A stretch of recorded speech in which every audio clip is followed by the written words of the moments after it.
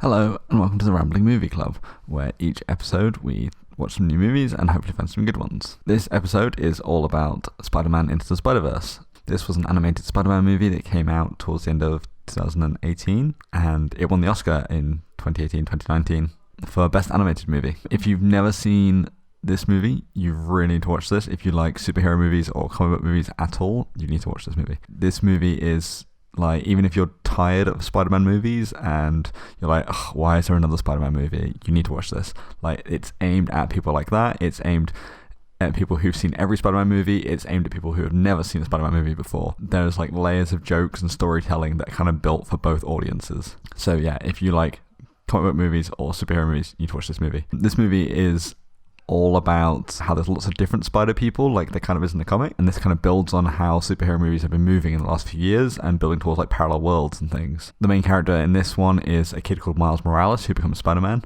and it's not the standard like Peter Parker story we've seen for like the last 20 years. It's very different, and this movie kind of makes you realize that all the other movies have kind of been telling the same story for like the last 20 years since the first one. Another thing as well is you should definitely have the volume turned up whilst watching this movie. The soundtrack is very important to the movie, and I will go through that during this episode about like why it works, because it's like a key part of this movie is the soundtrack. And yeah, last chance for spoilers. If you haven't seen this movie, go watch it and then come back and you can hear me celebrate all the reasons why this movie is so good. Also, one last thing, I watched this movie with a friend who hadn't seen it before, and I realised I'm the worst person to watch movies with that I've seen before. I just kept trying to point out all the cool things about it, and they were just trying to watch the movie. So, there's so much stuff to talk about for this movie, so let's do this one more time. We get a quick introduction to who Spider-Man is, and this is the classic Peter Parker Spider-Man, but there's a lot of in-jokes if you've seen the other movies. The bit that I really liked was the bit where it's the dancing scene from Spider-Man 3, and they're poking fun at it.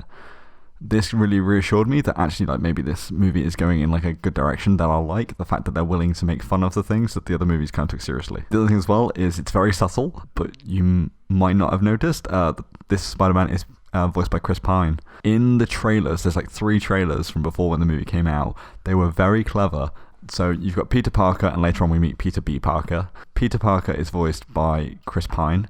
Peter B. Parker is voiced by Jake Johnson, who you might know if you've seen things like New Girl. And basically they sound quite similar. And in, I think the first trailer it has Chris Pine, the second trailer has Jake Johnson. I think in the third one they switch between both of them, make it seem like they're playing the same character. But it's never like, Chris Pine is never mentioned anywhere. So it was definitely a surprise for me to hear his voice.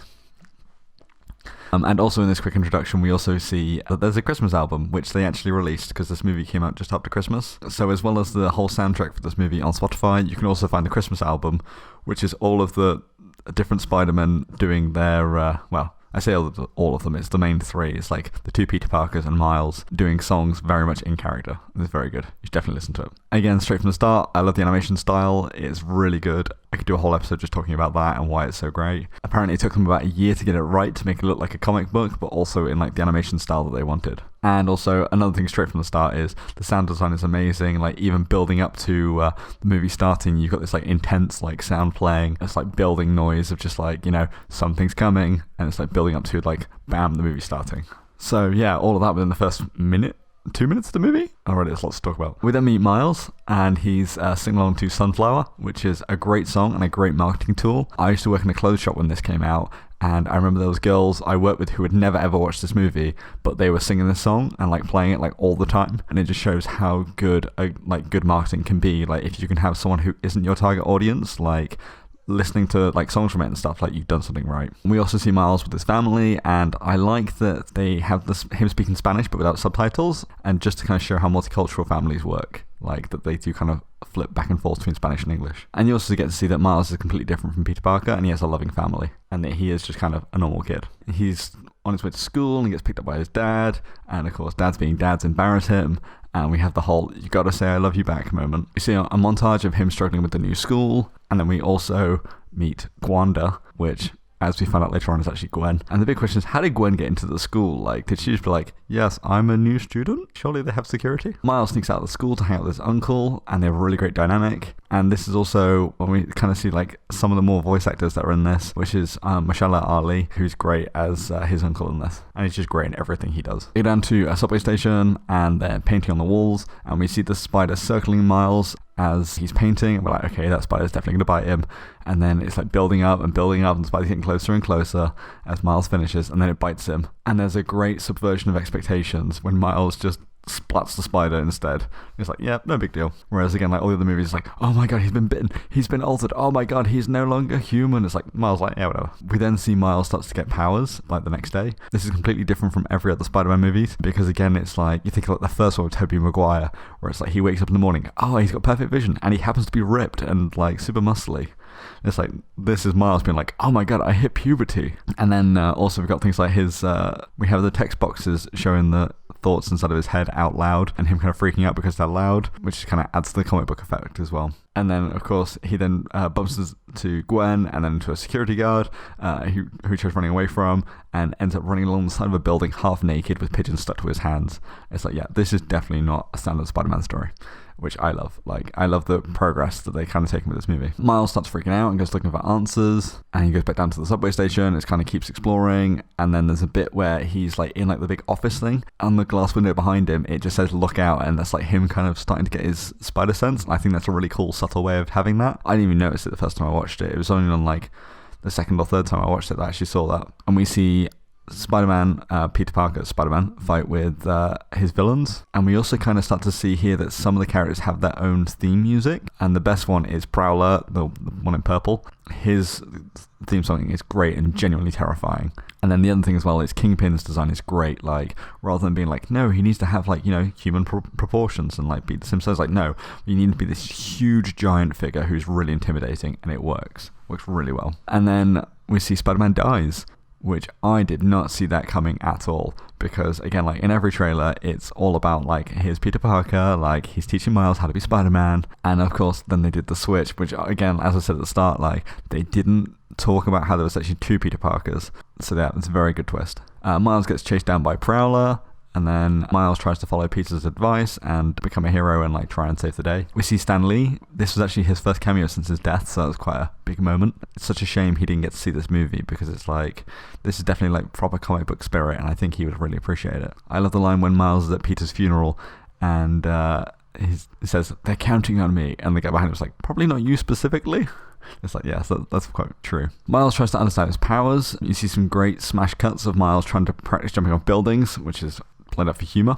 And then Miles goes to see Spider-Man's grave, and as he stood there, we see a silhouette that looks very much like Prowler, and Prowler's theme plays, which is a great misdirect, and then we actually find out it's a different Peter Parker. We get a quick introduction, and we see this is an older Peter Parker, which is quite interesting. Miles then accidentally kidnaps Peter B and tries to question him, and we got the great line of, "Pretty sure you just called me fat." And then when he eventually breaks free, and Miles says, "With great power comes great responsibility," to which Peter Parker replies, "Don't you dare finish that, I'm sick of it." And this is great because it's the most said superhero expression ever. I guess because it's one of the early superhero movies, or like the modern genre. Peter isn't interested in working with Miles. I love that when they're talking and kind of having this discussion, they're doing it on the side of the building. Like, this kind of discussion happens all the time in movies, where it's in like an alleyway or on the street or something. It's like, no, you've got these two people that can climb walls. Like, why wouldn't they have it while walking up and down the side of a building? Like, to them, it's nothing. And then Peter B agrees to work with Miles. He has a lot of awful tips for Miles, and we see he prefers to take the bus rather than swinging. So this definitely isn't the Peter Parker Spider-Man that we know. They break into Kingpin's office, and again, there's more great moments, like when Kingpin's talking to the Doctor, and Peter's like, "Oh, this is just standard Spider-Man stakes." Then they kind of break into the office, and we see Miles get stuck on the light, and Peter's like, "Oh, just be in the moment," and Miles is like, "I am at the moment, it's a terrible moment," and he realizes the only way to get out of it is to sing Sunflower, which is again a great reference to the song at the start, and kind of the main song for this movie. And then we find out that Miles can turn invisible. And this is a great moment when Peter's like, "Oh, it's some kind of fight or flight thing," and then the Doctor walks in and Miles instantly pops and disappears. Fun side note, I was watching this with my dad and he wasn't really paying attention, but then he kind of saw this bit and he laughed at this. So even if you're watching this with someone who's not really paying attention, they'll probably still find it funny. Peter then distracts Liv while Miles hacks the computer whilst invisible, and then we have the reveal that the Doctor is actually Doc Ock, and it's so great because this wasn't any of the marketing material at all. Like, it not so much a misdirect, but just something that like we didn't see coming. It's like, okay, you've already got Kingpin, you've got Prowler and a few other villains and stuff, and it's like, oh, I guess they're just not having Doc Ock in this movie. It's like, nope, surprise, it's a twist on the character, so you didn't know that she was there. And also the great line of, oh, so I guess your friends call you Doc Ock? And she's like, no, my enemies call me Doc Ock. My friends actually call me Liv. Which also paid off later, which I'll talk about later with Aunt May. And again, it's just a great twist on like what's already been established. Like everyone knows who Doc Ock is, and it's nice just to like, yeah, reinvent it a little bit. They escape with a computer and a bagel, and most importantly, Miles throws the bagel, and as it hits the scientist, it says bagel. And then as they're escaping, they're kind of struggling, and Spider-Gwen shows up and saves them. I love Spider-Gwen. She's so badass, and like she's the one who like pulls the whole thing together because Peter B is useless. And she's a great way to kind of start expanding on there being other Spider people and not just, you know, the standard Spider-Man that we know. I mean, Miles is already doing that, but it's kind of a taster before the more eccentric characters show up later. They escape and we see the villains talking. Liv not being intimidated by Kingpin is great, in that Kingpin's like trying to be all tall and menacing and she uses her arms to make herself taller. The other villain we've got here is Tombstone, who's kind of the grey looking guy with a pistol. He's kind of probably the weakest villain in all of this, which, you know, is saying something because there's like 6 or 7 villains in this, so if one of them's weak, it's kind of not the end of the world. The newly formed Spider Crew go to see Aunt May. Gwen knowing how to handle Peter's uselessness is great, and also this tougher Aunt May is also great, and how like, especially again like when you watch like the early Spider-Man movies with Tobey Maguire, she's like just this like really old woman who can't handle anything. In this, like she's part of the fights and stuff later on, like she's definitely not the feeble old woman. They go into the Spider Lair and meet other Spider people. The Spider Lair is great and has so many references to various Spider-Man comics, like things like the Spider Buggy. We get a fast introduction to the 3 other characters, and it's just the important highlights because, you know, this is the 6th, 7th, and 8th Spider people characters. No, I've lost count of how many Spider people we have. Peter Parker, Miles. Oh, Miles didn't have one. Peter, Gwen, and Peter B. Parker. So this is 4th, 5th, and 6th introductions of these comic books, so it's good that they kind of keep the pace up. And also, my favourite note for the introductions here is that Spider-Ham was a spider who was bitten by a radioactive pig. I also love the different animation styles they've got here, where Miles, Peter, and Gwen are all the same animation style that we've kind of had from the start, and like how the whole world is. And then obviously you got Spider-Noir, who's in black and white. You've got Penny, who's anime, and then Spider-Ham, who's in like Looney Tunes style. And it must have been really challenging to get those like 4 animation styles to all work well together. We then see that Miles feels overwhelmed with the pressure they're putting on him and runs away, and we then find out that his uncle is the Prowler. Again, I didn't see this twist coming. This movie was definitely a roller coaster for me. He goes back to Aunt May's house, and we kind of see the other Spider people like lounging around while they're waiting for the key to be made. Spider-Noir trying to solve a Rubik's Cube is great. It's just one of those things, like it's like a 2-line thing, but it's just great. Like, I love that moment. And then Miles turns up and explains how he's found out that his uncle is the Prowler, and Spider-Noir is helpful as ever and says, wow, this is a pretty hardcore origin story. Which is, again, a great line. The bad guys show up and they fight. We also have a little bit of foreboding here, because as Miles is like, they're like, were you followed? And we see a shadow, and then Prowler themes song plays, and just to show the bad guys are coming. And again, like especially if you watch this in the cinema when it's like silent, all of a sudden you've got this intimidating like synth soundtrack playing, and it just works really well. And then also there's a great moment when Doc Ock shows up, and Aunt May's like, oh great, it's Liv. And it's like, what's the backstory here of Aunt May and Liv? Like, she says only her friends call her Liv. And then also we have Scorpio, who's only speaks Spanish, which is a great twist, and kind of just mixing up all the characters. We see Aunt May beats up Tombstone, which again just shows how badass she is. And then this kind of finishes with Prowler finding out that Miles is Spider-Man, and he's trying to come up with a plan because he knows how screwed they are, but then Kingpin shoots him before he can, which is just heartbreaking. So then Prowler gets killed, and Miles tries to run away. All the Spider people kind of come in together for him is great, and just being like, look, we're the only ones who know what you're going through, like, please don't push us away, like, we get it, we've all been there. Then Miles' roommate comes in, and they all try to hide, and of course we've got Spider-Ham's great line that's in all the trailers, but it's still funny, of him being like, do animals talk in this dimension? Because I don't want to freak him out. But sadly the roommate faints anyway.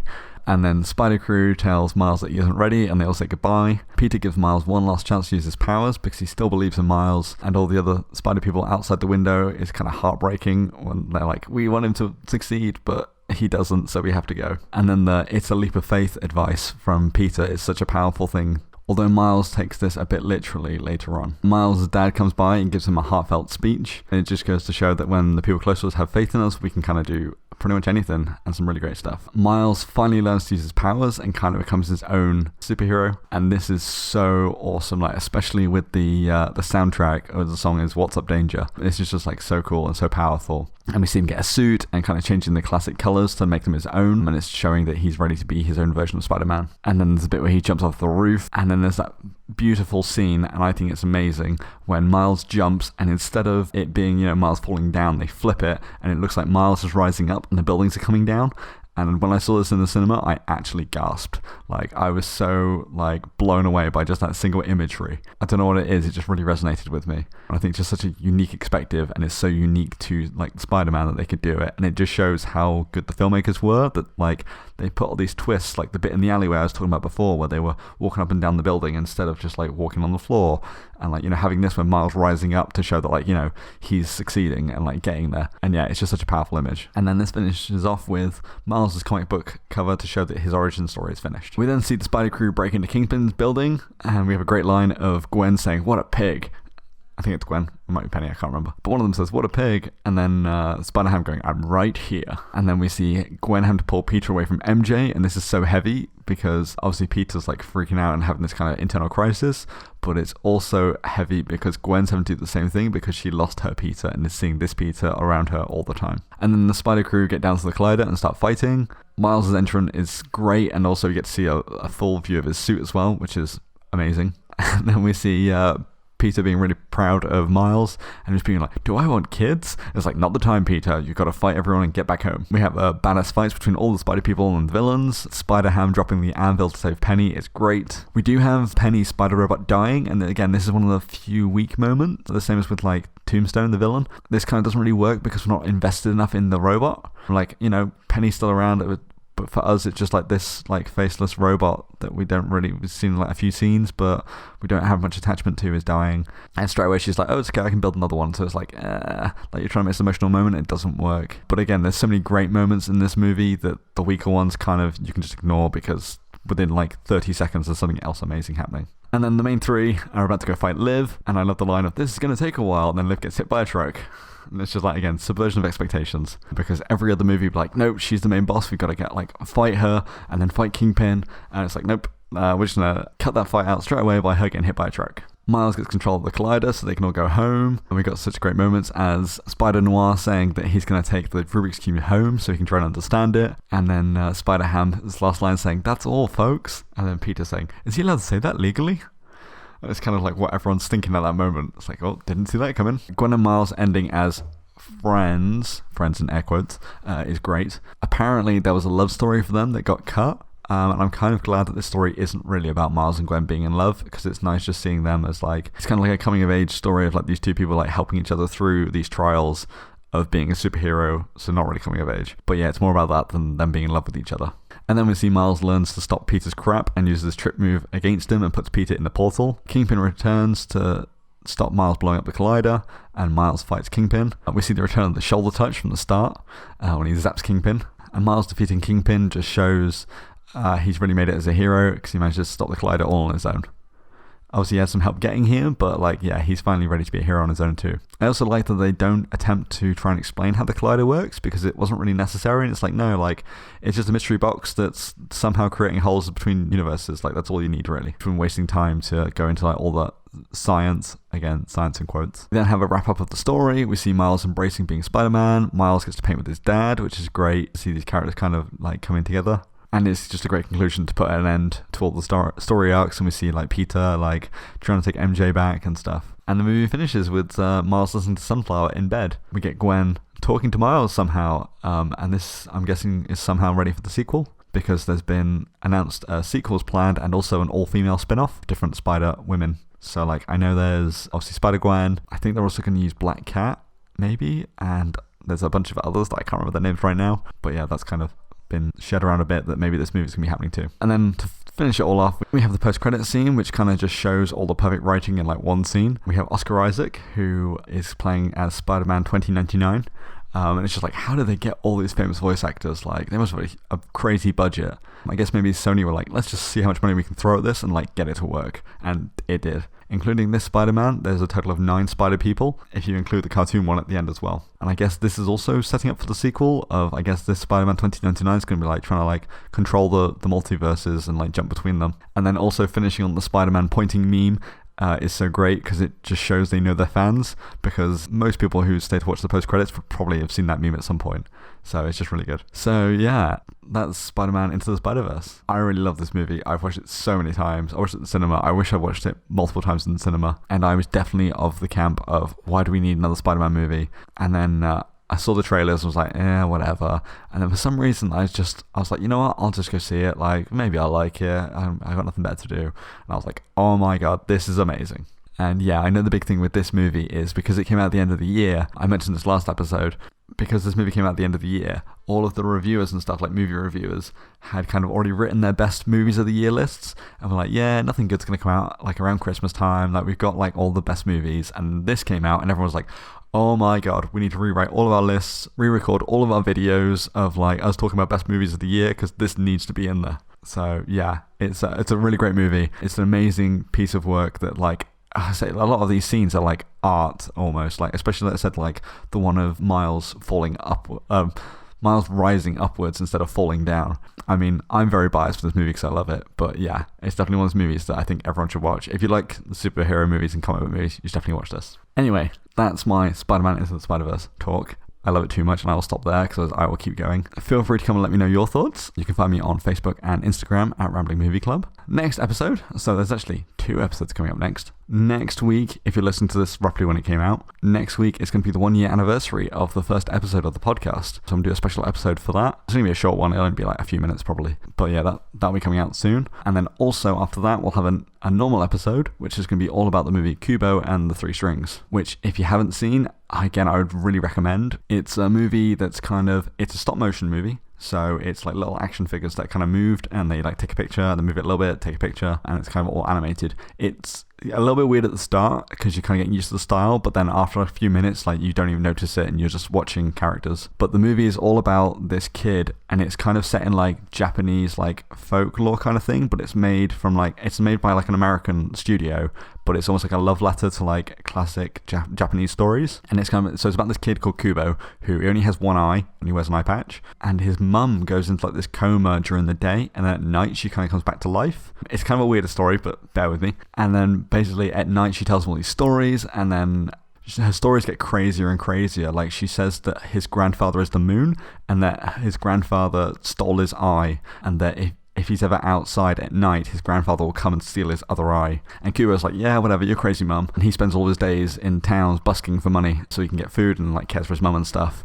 And then one night he stays out after dark and finds out that all of his mum's stories are true, and he's going on this big adventure to try and stop his grandfather stealing his other eye. It's a really great movie. It was so good that the director was then picked up by the people that make Transformers movies and were like, please come make a movie for us. And he then made the Bumblebee movie for them. So yeah, I definitely recommend watching this movie.